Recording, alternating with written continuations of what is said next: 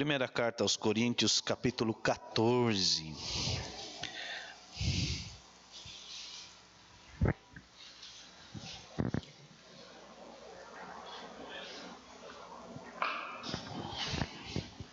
Primeira carta aos Coríntios, capítulo 14, verso 26 em diante.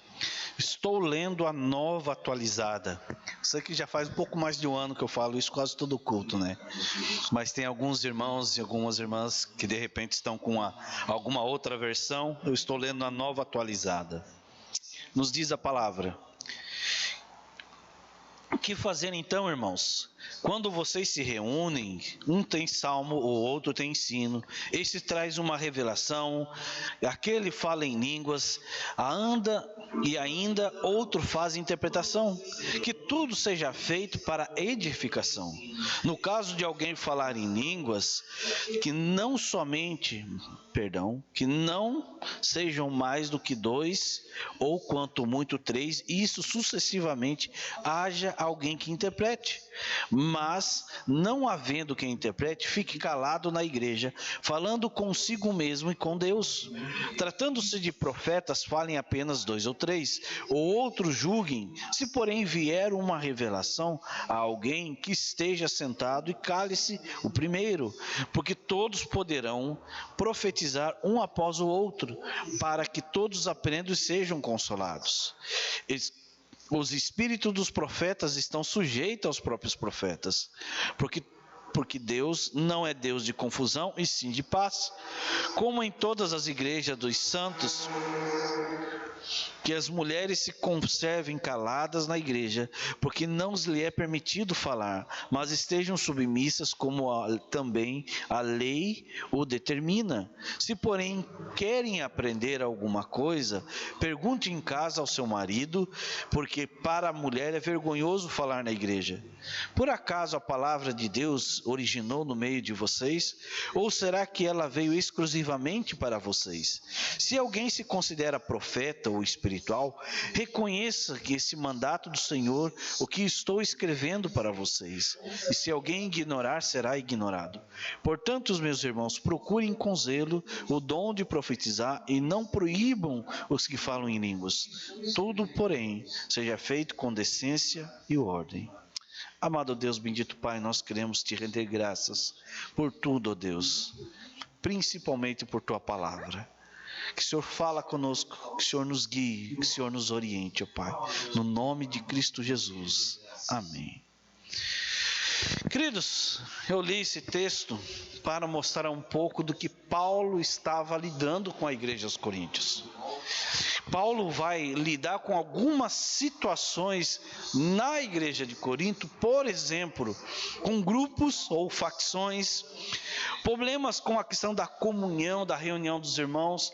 A igreja de Corinto estava tendo problema com a questão de fornicação, famílias, falsa doutrina. A igreja de Corinto é um barril de pólvora. A igreja de Corinto foi plantada até mesmo pelo apóstolo Paulo, e estes que foram plantados pelo apóstolo Paulo estavam questionando então o apostolado de Paulo. E Paulo começa então a colocar ordem no culto. E é sobre isso um pouco que eu quero pensar e conversar com vocês a respeito da nossa adoração ou do nosso culto a Deus.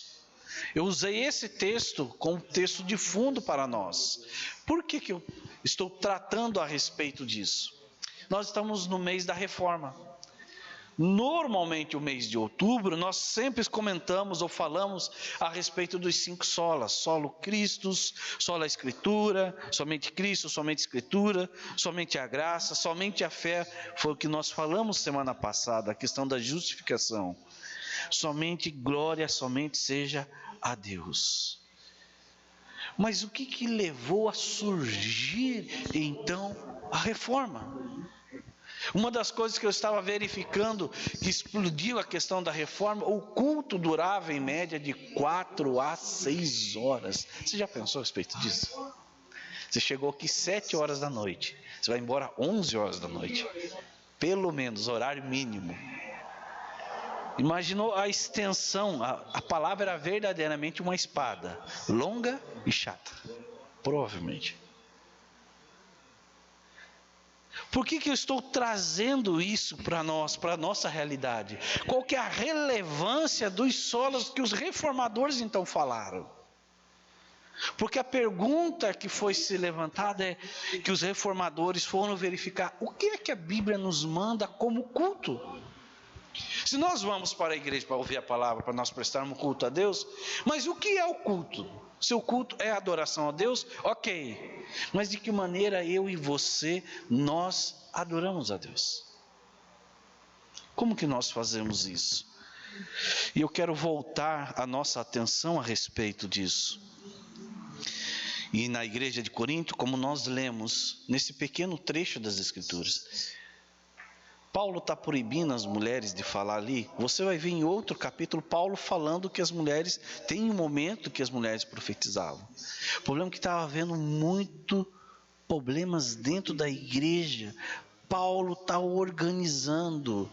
Isso não é a regra para a igreja de Corinto. Sim, Paulo está botando ordem na casa. Os coríntios extrapolaram.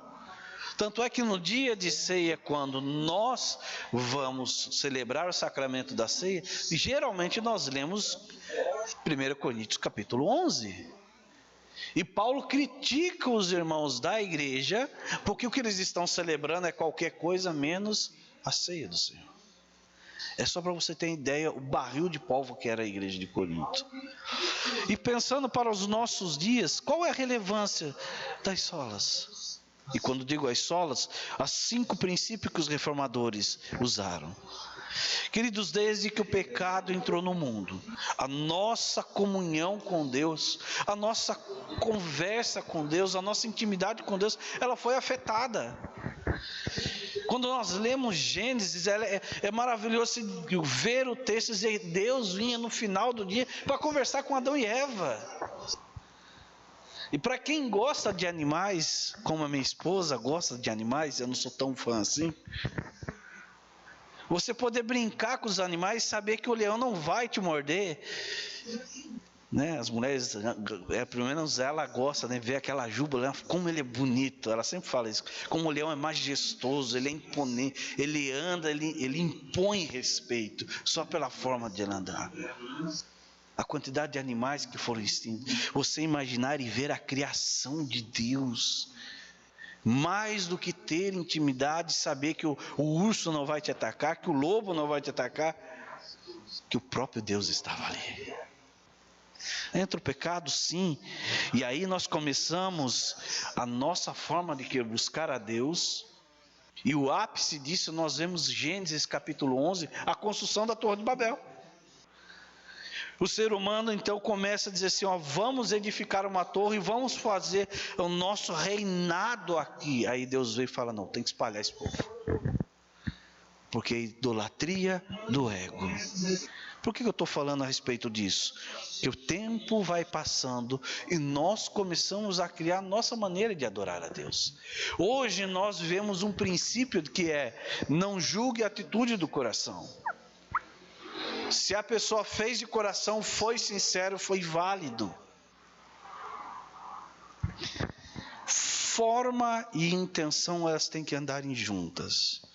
Não basta a boa intenção, a forma também tem que estar correta.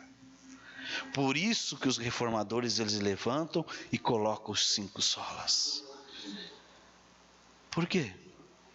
Porque qual o tipo de culto que se presta a Deus? E qual é a maneira de se prestar o culto a Deus? E a primeira coisa que eu quero pensar com vocês é, a adoração, o culto interno de coração é diferente da adoração externa.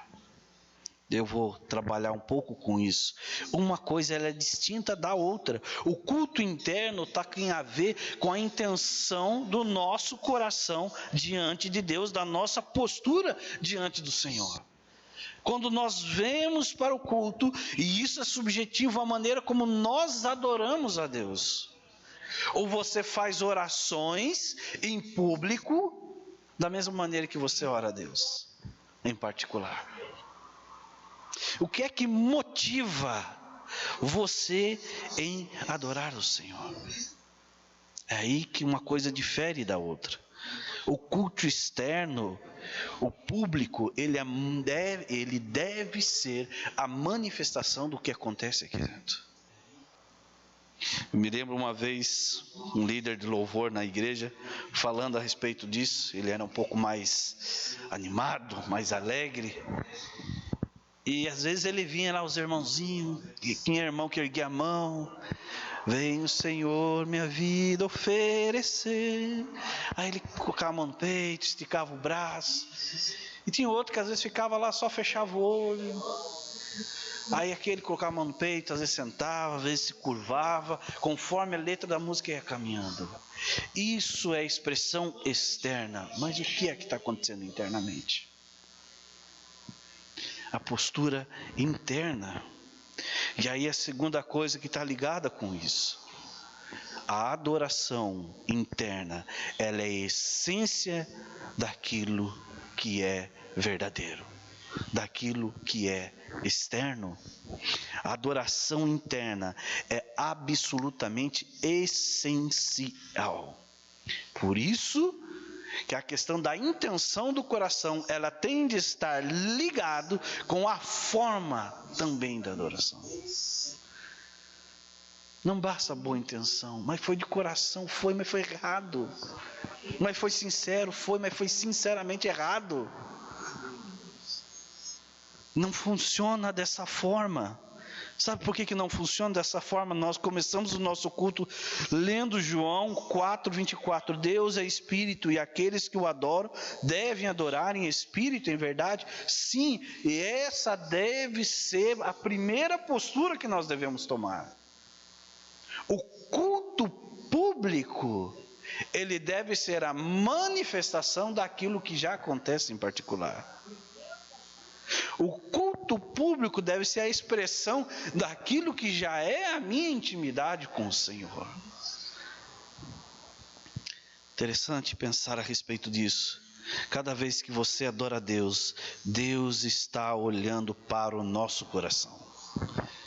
Quer ver uma situação daquilo que às vezes nós olhamos as atitudes externas, mas o importante é o que está lá dentro. É o que pega fogo no coração.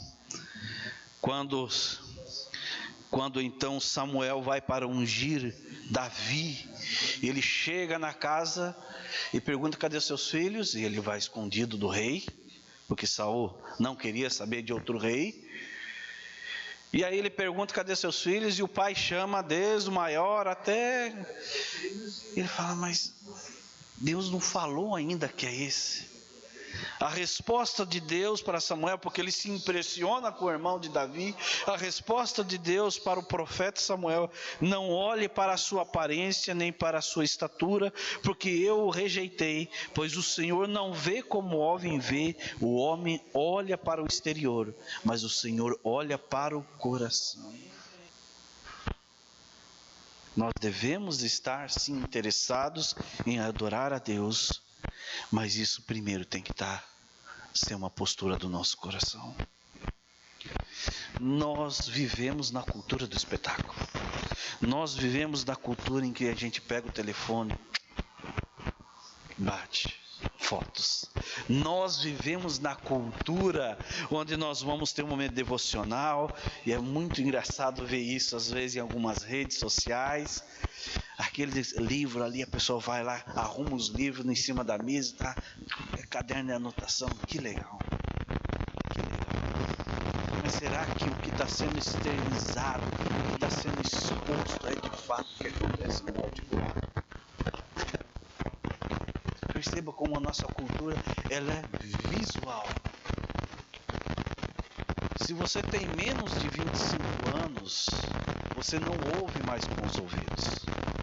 Sabendo disso, pais e vós?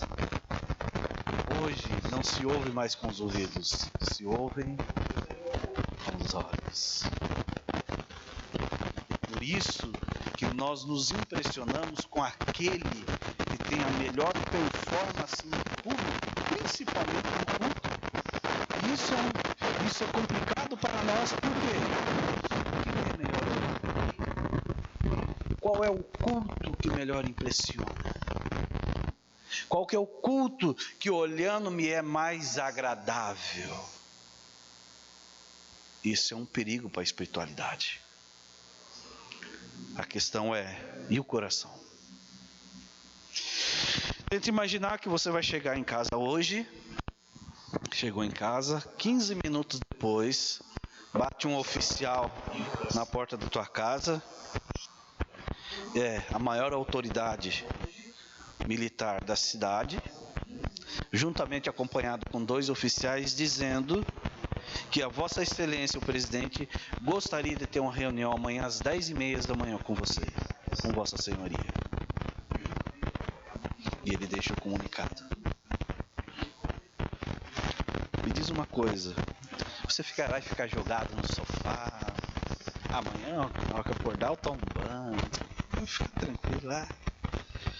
A roupa dele, depois eu vejo qual roupa eu vou. Só o presidente que vai vir falar comigo, pra quê? Ou você vai pensar em qual roupa eu vou? Quais os cuidados que eu devo ter? Qual a maneira correta de se conversar com a autoridade? Como devo me portar? Com quanto tempo de antecedência eu devo estar lá para me encontrar com ele? Interessante, porque Charles Spurgeon, grande pregador do século XIX, a maior autoridade do século XIX, ele havia deixado uma ordem expressa para uma das suas funcionárias, que é que cuidava da esposa, porque ele tinha uma esposa acamada. E ele falava, foi muito claro com ela: quando eu entrar no quarto para oração, você só interrompa a minha oração se acaso acontecer alguma coisa com a minha esposa. Eu não lembro o nome dela. Um dia ele está lá, ele abre a porta e diz: o que aconteceu com fulana de tal? Não, senhor Spurgeon, a rainha está aí e gostaria de falar com o senhor. Eu falei para você que você deveria só me interromper se acaso fulano de tal tivesse mal. Mas é a rainha, ela quer uma audiência com o senhor. Diga a ela que eu estou em audiência com o rei do universo, que ela pode aguardar. E ele fechou a porta de novo. Qual é a postura do nosso coração diante de Deus quando nós vamos prestar cultos? Nosso coração ele deveria estar contrito. O nosso coração nós deveríamos nos preparar para dizer: Senhor, eu quero de fato e de verdade te adorar e te conhecer. Senhor, eu quero expressar, que meus lábios expressem a Ti verdadeira adoração, verdadeiro louvor. Terceira coisa, é possível nós termos uma atitude externa correta, mas com uma atitude interna errada. Aquilo que nós expressamos está correto, mas aquilo que está dentro do nosso coração está. Às vezes nós sabemos todos os movimentos do culto, qual a hora de levantar, e aí se você já frequenta a igreja presbiteriana há um tempo, você já entende o que é o momento de contrição. Por que se abre o culto às vezes com salmos? Por que se canta hinos? Mas para que todos esses... O perigo de nós não tomarmos o cuidado de olhar para dentro de nós e dizer: Senhor, trata aqui. É aquilo que Jesus vai tanto criticar nos líderes religiosos: a hipocrisia religiosa, a adoração hipócrita. Gente, não existe nada mais perigoso para mim e para você do que se acostumar ao sagrado. Sabia disso? Toma cuidado ao se acostumar com o sagrado, acostumar com as escrituras, ao se acostumar com o culto, porque pouco aos poucos isso irá transformar o nosso coração em pedra. E se Deus não tiver misericórdia de nós para tratar, você vai criticar a forma como o pregador prega, você vai criticar todos os cânticos. Não estou dizendo que não se deve ter cuidado para as escolhas da pregação e dos cânticos. Eu estou dizendo, eu e você, estando no culto, nós começamos a criticar porque ele não usou a metodologia tal, porque ele não estava de terno, porque o irmão do líder do louvor estava assim, porque a irmã desafinou, porque o outro não é tão experiente, porque isso, porque aquilo. E a pergunta: qual foi a pregação? Não lembra? Você viu a roupa que a irmã estava? Você viu o carro do irmão? O irmão falou que estava num momento difícil, mas você viu que ele trocou de carro? Pergunta: qual foi o texto que o pastor pregou? Qual foi a mensagem? Eu lembro que ele abriu alguma coisa nos evangelhos, mas eu não lembro o que ele leu dos evangelhos. Cuidado, não existe mais nada danoso do que acostumar-se com o sagrado. Jesus, certa vez, falando, Marcos capítulo 7, versos de 1 a 8, ele fala a respeito dos fariseus e dos escribas, que são cuidadosos no lavar as mãos quando voltam da rua, extremamente cuidadosos na observar as leis e os costumes dos anciãos, em lavar os objetos. Mas Jesus faz o alerta então aos discípulos, que eles o adorem, o honram com os lábios, mas o seu coração está longe de Deus.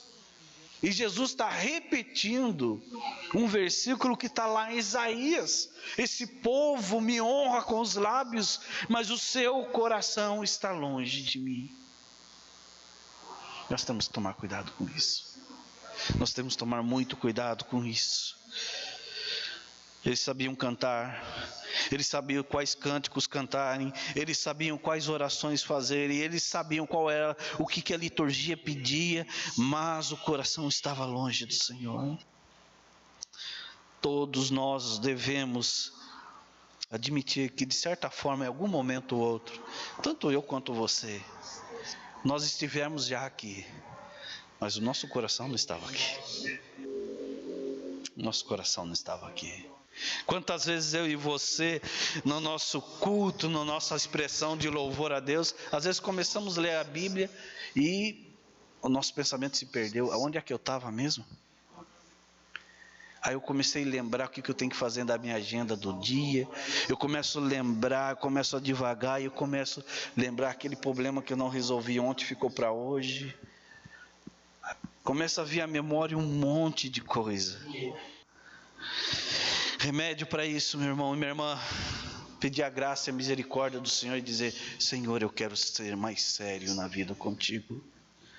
Eu quero tratar de maneira mais séria com o Senhor. Eu quero valorizar isso.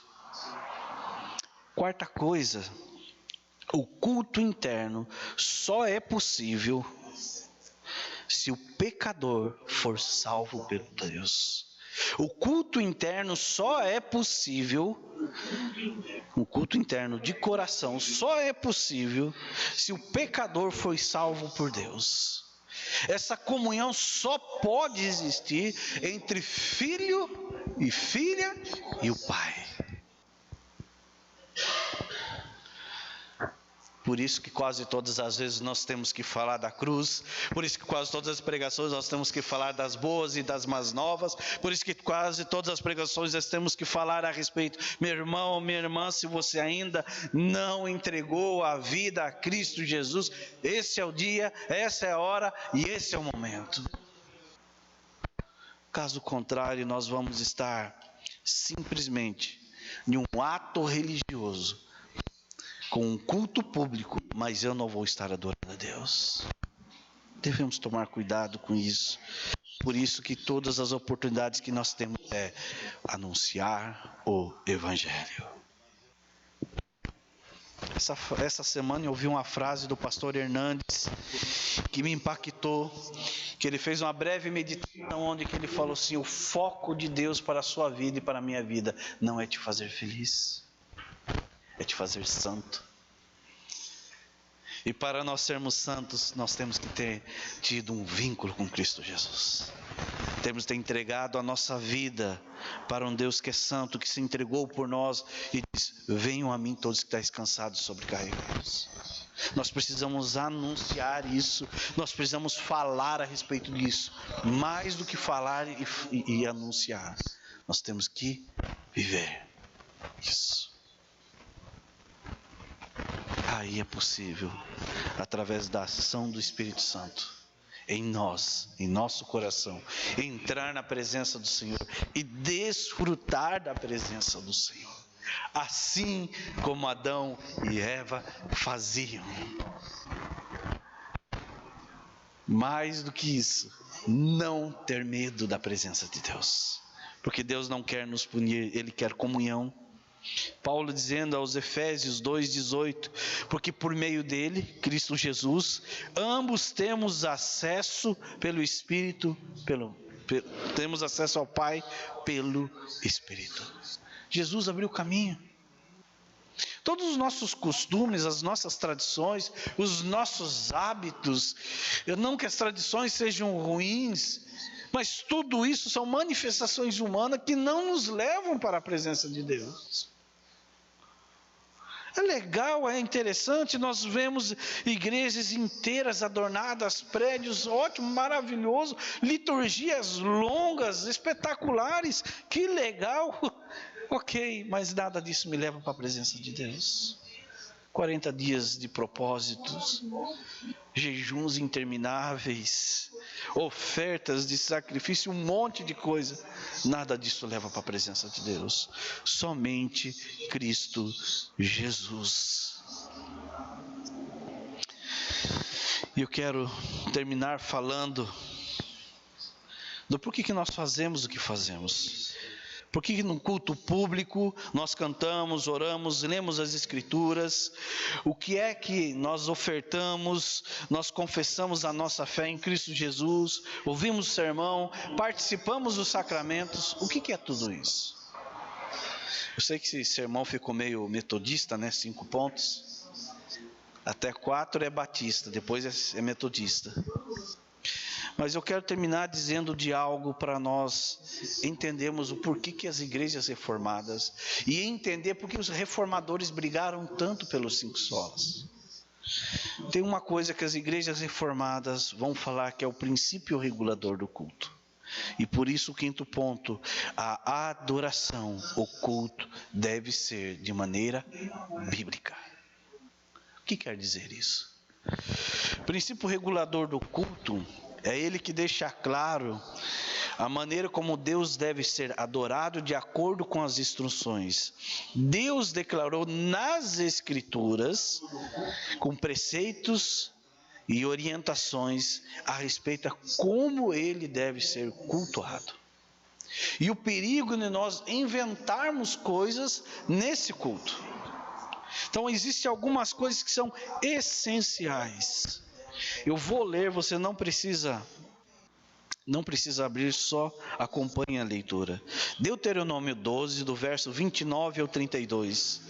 Quando o Senhor teu Deus exterminar de diante de ti as nações que tu vais desapossar, tu as desapossar e habitar na sua terra.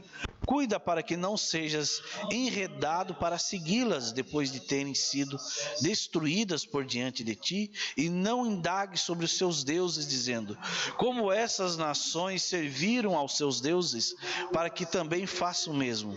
Não adorarás o Senhor teu Deus dessa maneira, por todas as coisas abomináveis que o Senhor odeia, eles fizeram por seus deuses. Pois até queimaram os seus filhos e filhas no fogo para seus deuses. Tudo o que eu te mando, tu deves ter o cuidado de fazer. Você não deve adicionar ou tirar dele. Deus é específico na forma como ele quer ser adorado. Por isso, quando Paulo começa a trazer instrução nas cartas aos Coríntios de como deve ser o culto, qual o momento para cada coisa, ele está botando ordem. Porque não basta a boa intenção. O foco do culto só lhe deu glória. É a glória de Deus. Não é se eu tenho dom. E não é se o meu dom é melhor que o seu, porque todos os dons devem ser para o serviço.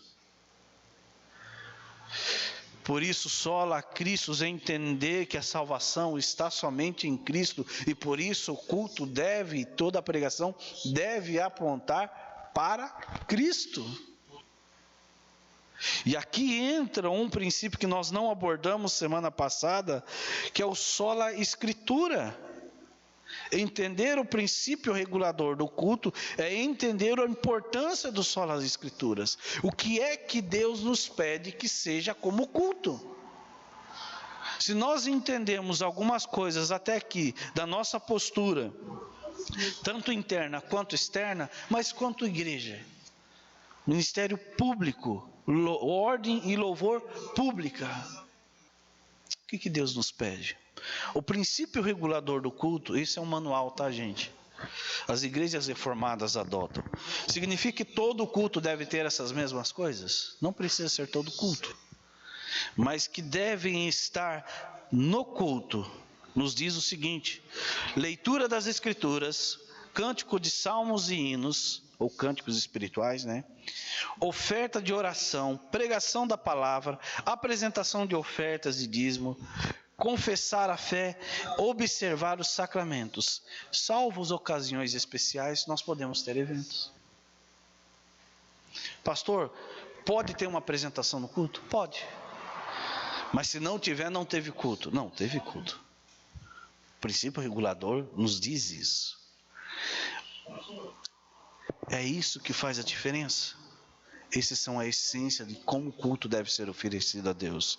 Agora, se vai ter coral ou não vai ter coral, se vai ser feito na praça, se vai ser feito num galpão, ou vai ser no templo, ou se vai ter banco, não vai ter banco, ou se vai ter certos tipos de vestimenta, não tiver certos tipos de vestimentas. Aliás, tem algumas igrejas que se o pastor não tiver de gravata, que é o sexto sola, o pastor não pregou. Devemos tomar cuidado com isso. Olha comigo, ainda para esse texto que nós lemos de 1 Coríntios 14, algumas observações nesse texto. Por exemplo, daquilo que nós podemos olhar aos Coríntios. O versículo 33 e o versículo 40 nos diz o seguinte: porque Deus não é Deus de confusão e sim de paz. Verso 40. Tudo, porém, seja feito com decência e ordem. Paulo está falando que o culto deve ser sem confusão, com decência e ordem. O culto não deve ser prestado de qualquer jeito. Versículo 40. Tudo, porém, seja feito com decência e ordem. É apropriado. É apropriado isso. É adequado. Versículo 5, versículo 12, versículo 26. Verso 5 do capítulo 40 nos diz o seguinte. Verso 5 do capítulo 14. Eu errei, desculpa.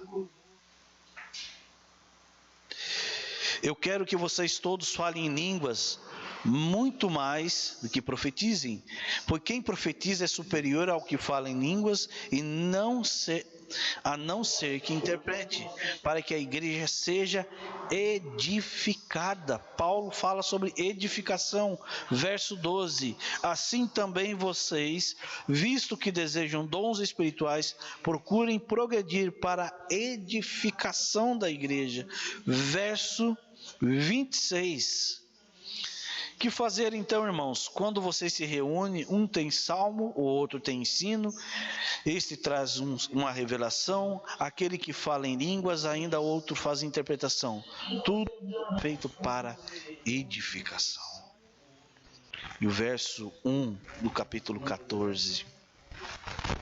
Sigam o amor e procurem com zelo os dons espirituais, principalmente de profetizar. É feito com amor, é feito com ordem, é sem confusão, é feito aquilo que a palavra de Deus pede, glorifica a Deus. Essa deve ser o culto. Pastor, olhando para tudo isso, pensando em tudo isso, só voltando e resumindo os pontos. O culto interno é diferente de uma postura externa. Devemos tomar cuidado com isso. 2. A adoração interna deve ser a essência do externo. Quando você expressar o culto ao Senhor, expresse de coração. Expresse de coração. 3. É possível nós termos uma atitude externa correta, mas uma atitude interna errada. Cuidado com o sagrado, por se acostumar com o sagrado. O culto interno só é possível para aquele que foi salvo pelo Senhor. Nós não vamos conseguir adorar a Deus se nós não formos salvos por Cristo Jesus, meus irmãos. E 5, o culto deve ser bíblico. Está na palavra de Deus? Amém. Não está na palavra de Deus? Então. Por isso pensar a respeito disso, e por que eu quis trazer isso para nós, para a nossa meditação? Porque a igreja evangélica está precisando ser novamente reformada. Aquilo que os reformadores fizeram na Idade Média, que tão fortemente combateram com o catolicismo romano, hoje nós estamos precisando fazer isso dentro das nossas igrejas, por invenções que nada têm a ver com a fé cristã. Porque falar disso para a igreja, para que você tenha plena consciência e plena convicção daquilo que nós estamos adorando, daquilo que nós estamos fazendo diante do Senhor. Curve sua cabeça.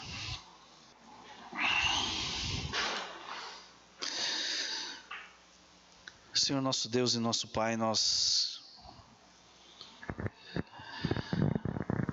de fato, Senhor, não queremos simplesmente lembrar um memorial que aconteceu, ó Deus, há 5 séculos atrás.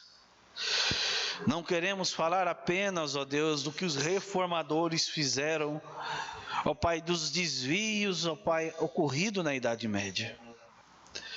E às vezes ficamos tão focados nessas coisas que aconteceu lá, e nós esquecemos de nós aqui, Senhor. Esquecemos de olhar e ver, ó Deus, aqueles que têm negociado a Tua palavra.